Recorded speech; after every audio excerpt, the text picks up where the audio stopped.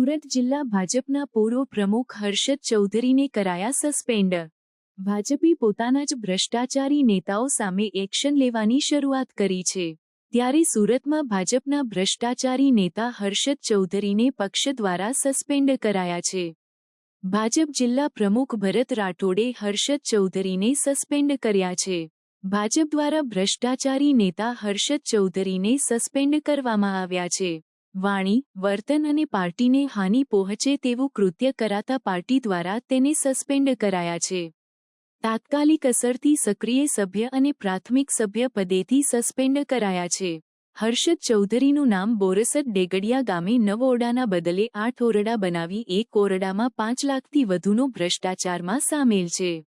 વિપક્ષની રજૂઆત બાદ તંત્ર દ્વારા તપાસ કરી માંગરોળ પોલીસે ગુનો દાખલ કર્યો હતો। હાલ હર્ષદ ચૌધરી જેલના સળિયા પાછળ છે। સુરત જિલ્લા ભાજપના પૂર્વ પ્રમુખ હર્ષદ ચૌધરી સામે ફરિયાદ નોંધાતા ધરપકડ કરવામાં આવી હતી। આશ્રમ શાળાના મંજૂર 9 ઓરડામાંથી 8 ઓરડા જ બનાવ્યાનો આરોપ તેના પર છે।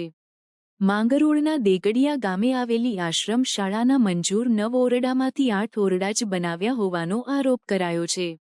આ ઘટનામાં બોરસદ દેગડિયા ગ્રામ પંચાયતના સરપંચ, તલાટી વિરુદ્ધ પણ ગુનો દાખલ કરીને પોલીસે હર્ષદ ચૌધરી સહિત 3 શખ્સોની ધરપકડ કરી છે અને વધુ તપાસ હાથ ધરી છે। સુરત જિલ્લા ભાજપ પૂર્વ પ્રમુખ હર્ષદ ચૌધરી સામે સુરતના માંગરોળ પોલીસ મથક ખાતે ગુનો નોંધાયો છે। સાથે જ બોરસદ દેગડિયા પંચાયતના સરપંચ, તલાટી વિરુદ્ધ પણ ગુનો દાખલ કરવામાં આવ્યો છે।